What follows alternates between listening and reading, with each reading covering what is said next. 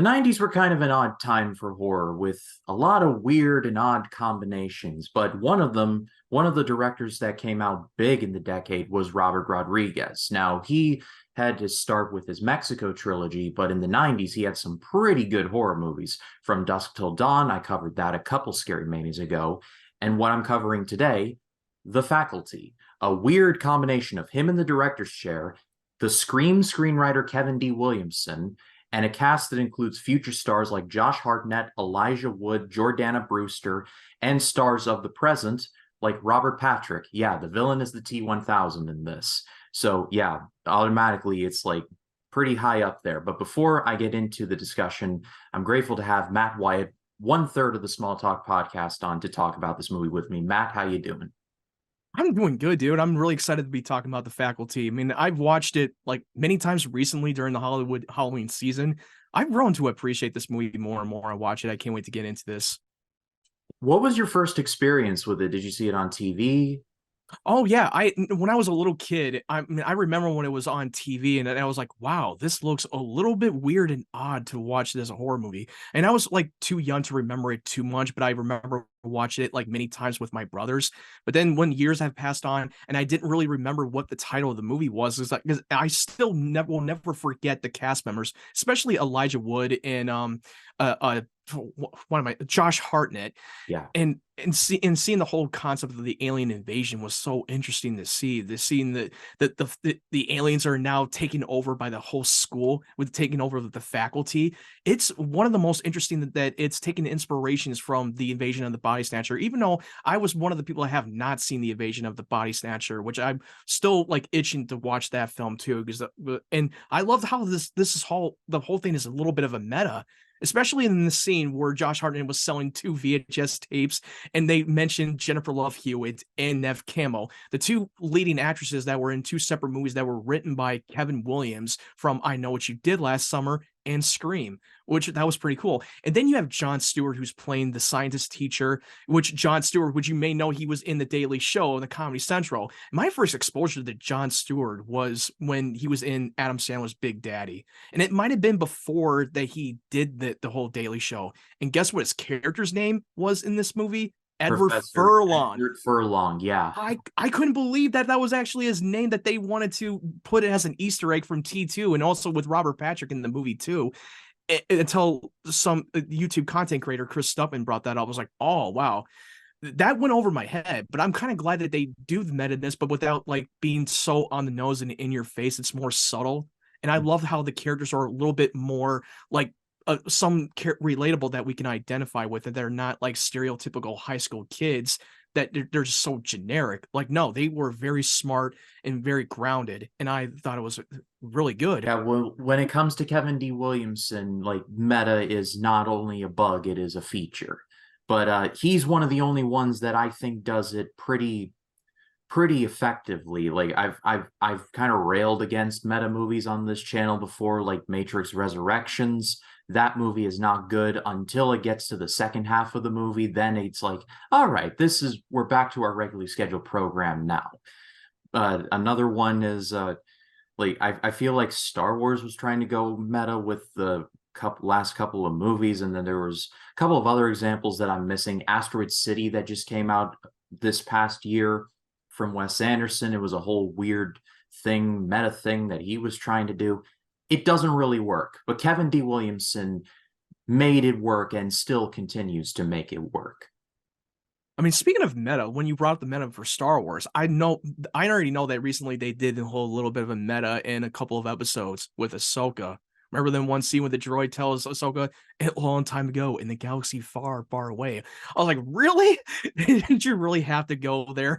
I mean, I know that you're trying to be meta, but it just didn't feel very subtle. It felt a little too on the nose. Yeah, absolutely. And yeah, when I heard Jon Stewart's character's name was Edward Furlong, I was thinking to myself, it'd be so insane if they got like the actual Edward Furlong to play this character. Oh man, if Like he plays himself. that would have been just like straight out of the ballpark. I did And not also, catch. did you know that Usher is in this movie too? I was gonna bring up Usher. I Yes. don't even think he was really famous pop star at the time when he was in this movie. I can't remember when he started to have his big break. I can't remember. It must have been around this time or a couple years after this. So he like Rodriguez and them got him on the ground floor. And every time I watch this movie, I keep forgetting that it's directed by Robert Rodriguez because it didn't seem like a type of film that he would actually direct. He directs the movies like From Dusk Till Dawn, Desperado, and Spy Kids, which another film that Robert Patrick appeared in was Spy Kids. Mm-hmm. The second time that he worked with him.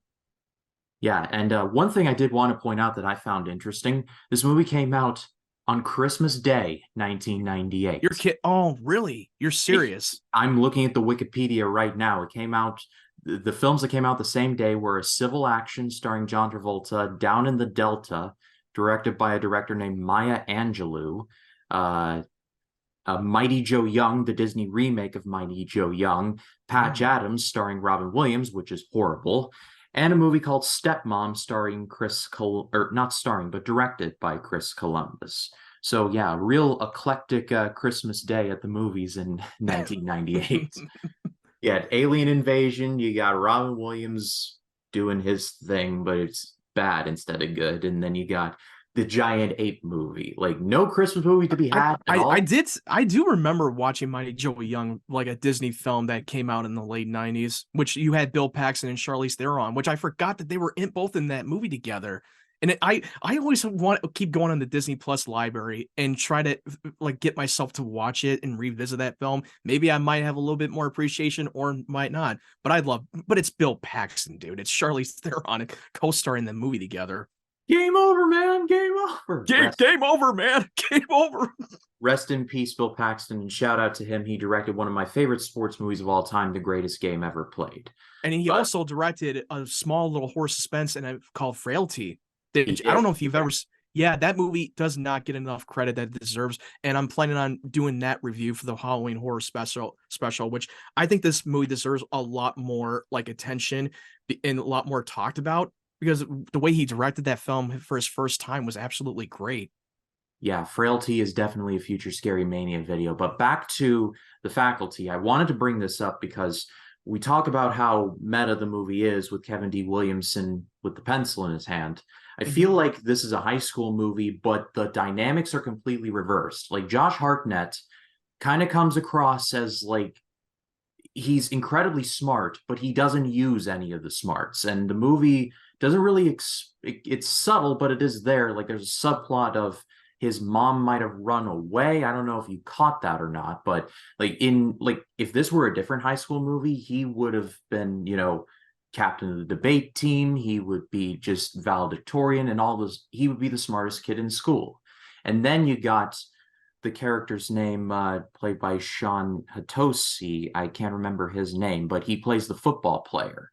And normally he'd be just a dumb jock, but not this time. He actually wants to leave the football team to pursue an academic scholarship instead of an athletic one. And he's dating Jordana Brewster's character in the movie, but he breaks up with her instead of the other way around. And normally they would be, they'd be the prom king and queen, but not in this movie. So you kind of see these weird little tweaks on normal high school movie cliches. And in another movie, it would not have worked. But Kevin D. Williamson, somehow, he made it work. And it made it really interesting. Well, what Kevin Williams wanted to do, he wanted to break the whole cycle, stereotypical high school kids. Like the football jock, he wanted to quit the football team because he wants to be taken seriously as a student. He doesn't want to keep getting like good grades, even though he didn't really do well on them. He gets a D, and he in that one scene when he tells Stokey like, "I deserve a D. I feel like I've earned that D," and I was like, it sounded ridiculous on paper, but when in context, it kind of makes sense because he doesn't want to just be known as a football high school jock god. Like he just wants to be taken seriously as a person, and Josh Hartnett's character, he, like you said, like he lives alone and he doesn't know where his mom is. So he's too smart into what he's letting on. And he repeats the senior year and he sells drugs and sells a bunch of VHS tapes to students. And I think that the reason why that maybe like, how is he paying the bills? Like, how is he paying the bills if he's living by himself and he has no idea where his parents is?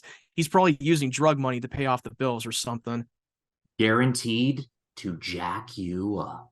And And also, I love Casey's character played by Elijah Wood, which he is a nerd, a photographer, and he gets bullied by by a bunch of jocks. He gets like hitting the balls constantly through the flagpole. Like that was so like over the top. Like, yeah, how is your balls not exploded by now? Like, I oh mean, my god. also shout out to this movie for having the genius move of casting Christopher McDonald, Shooter McGavin from Happy Shoot him a Gilmore, Gavin. as Elijah Wood's dad in the movie. That was a genius move right there. He only That was like, so crazy and funny, but yeah, like you said, it was a stroke of genius. he only has like 3 scenes in the movie, like 3 or 4 scenes, but it's Christopher McDonald, so of course he crushes it. And Uh, it wouldn't be an alien invasion movie without some aliens, and the aliens in this movie, they're kind of freaky, and it's oh yeah. just some of the scenes like are just really cool, like at the end where the queen dies basically by via the bleachers, like the bleachers pin her in, and Elijah Wood's Right. like, guaranteed to jack you up, bang. That no, dude, that scene itself, I thought he was gonna pull off that Sarah Connor says, "You're terminated, fucker." I literally thought he was gonna say that for that moment. That I was like, I hope he was gonna say it. I would have been fine with it. I would not have rolled my eyes. Like, yeah, that line would have been more earned. But he didn't say it. But it would have been cool if he did. Strangely, Robert Patrick is in the movie, and in a normal movie, he would be the main villain, but I don't think he is. I think it would be the Mary Yeah, Elizabeth, the Mary Beth character, yeah, excuse the me. Mary Beth character, who is the new girl in school, which Mhm. it was a little because Jordan Bruce's character called her out. Like, that it's so suspicious that you showed up and all the weird stuff was happening. I'm like, yeah, she was pretty correct on that one.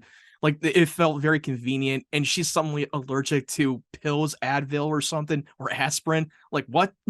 That's even more suspicious that you're not willing to take those drugs and to make sure that you're still human. Which it was one of my favorite parts of the movie when Josh Hartnett's character was given all the drug tests to make sure one of them is human, which it does have a little bit of a parallel to John Carpenter's The Thing when you see Kurt Russell's character using their blood samples and electrified each and one of them to make sure that they're human, which that was pretty obvious that they borrowed that scene in this movie. So there, yeah, definitely. There is just it's a lot of really good alien action there. There's a good score by Marco Beltrami. Like the cast goes even deeper than you think. Not just the names we mentioned, the Josh Hartnett's, Elijah Woods, the Ushers, Jordana Brewsters. You got Clea Duvall, who I really enjoyed as well. Robert Patrick, like we mentioned. We have Famke Jensen in this movie a couple years before she would be You Dr. got Jean Jean Grey. Grey. Yeah, you have Jean Grey in the movie. Then you had the wife of Liam Neeson from Taken. You got Salma Hayek and John Stewart, like you mentioned. So it's like I said, it's just a rogues gallery of people who either were stars or were just about to be stars. Because in the case of Elijah Wood, Lord of the Rings wouldn't come out until 3 years afterwards. And you would imagine, since we all know that they were filmed at the same time, Faculty may have been like the last thing that he did Oh before yeah. Lord of the Rings. Oh yeah, he probably did that before he filmed Lord of the Rings, probably a year, maybe, or two. It depends. Because I don't know when they started shooting the Lord of the Rings trilogy. It might have been in the late 90s before the 2000s came around.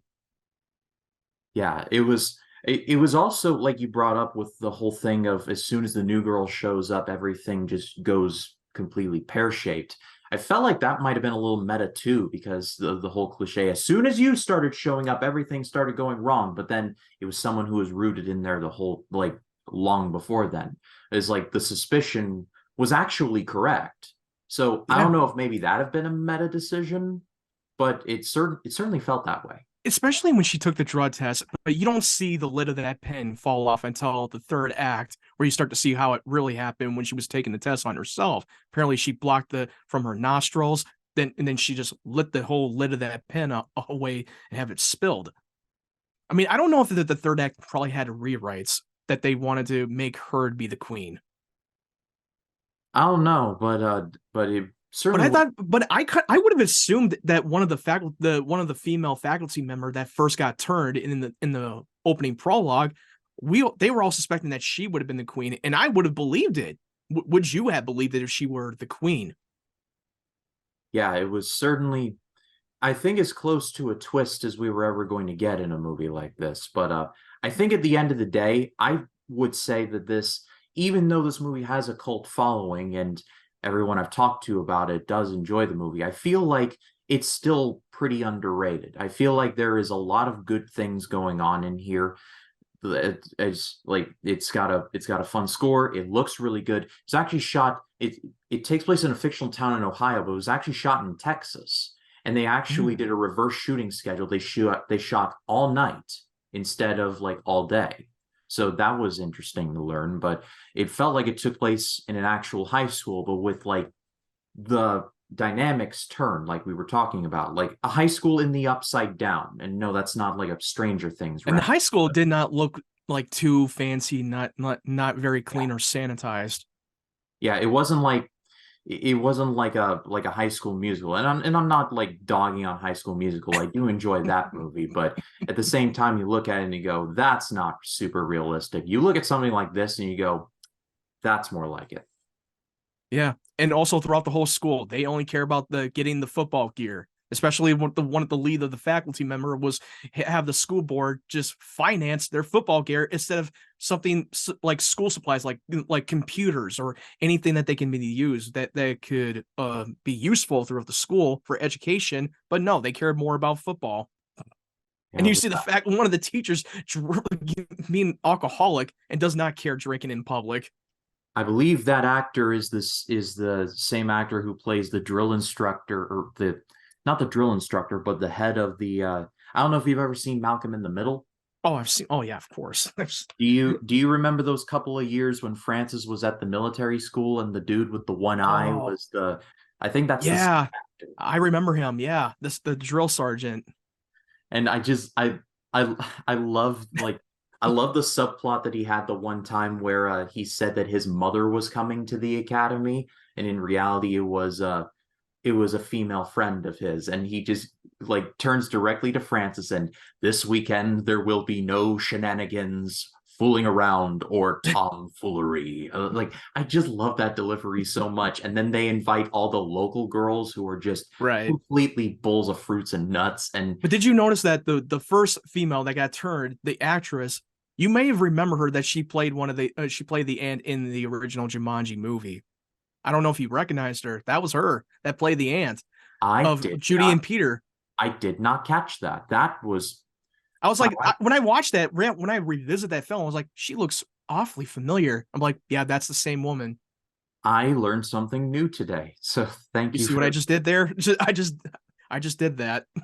And on that note, I think we can draw it to a close, but I still say the faculty is severely underrated, especially for this decade, like the 90s, especially.